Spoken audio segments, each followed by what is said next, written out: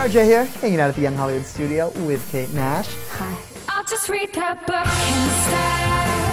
I have it, we're just friends. Now, I need to hear the story about the falling down the stairs, because I've read articles on it, and every article is like a different version. I want the real version. What happened, Kate? Okay, I wanted to act, actually, initially. I studied theatre at college, and I was auditioning for drama schools back in London, and I got rejected from every single one, and this was one that I really cared about, and I'd got through to a few rounds, and then it was my final rejection letter.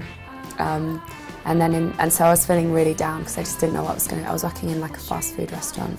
That night I was meeting my friend, and I just tripped and I fell just like that down the stairs. And as soon as I hit the bottom, I was just like, ah, and started crying, and it broke. And it's weird because I just carried on, I put my shoes on and I went out anyway, and I dragged this broken foot around London for a few hours. But I still didn't really think it was broken, and then I didn't go to the hospital for 3 days, and then I was just cast up to here for 3-4 weeks, and it was a period of time where it made me just rethink everything, and I started getting back into music and just saying, right, I'm gonna take it a bit more seriously. My mum and dad bought me an electric guitar. I got my first amp, and I just started recording on my laptop, and then I had a goal, I had an end goal of saying as soon as my foot is better, that's when I'm going to do my first show. Isn't that crazy? Do you ever just pinch yourself and be like, look at what happened? I went from working in a fast food restaurant to, here I am doing what I'm so passionate about. Yeah, I mean, yeah, it's really strange. Although I was a good waitress, so I could always look into going back. There you go. If the music thing doesn't work out, you can always do that, right? Well, I don't even think she cares. Don't know what you see.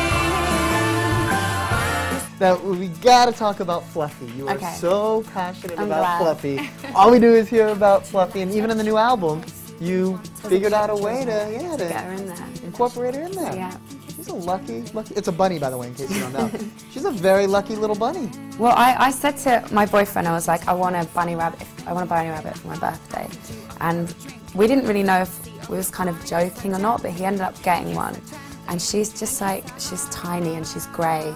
And rabbits have so much more personality than you realise. I just thought, oh, we're gonna get a bunny rabbit and it'll be cute. Right. But she's like a family member now. She's like a dog, she follows me around the house, and she's really loving, and she gives you loads of attention. She climbs up on you and you lick your nose for ages, and she likes being stroked. She likes her head to be stroked, and if you stop stroking her, she'll give you a little nip because she's annoyed that you stop stroking her.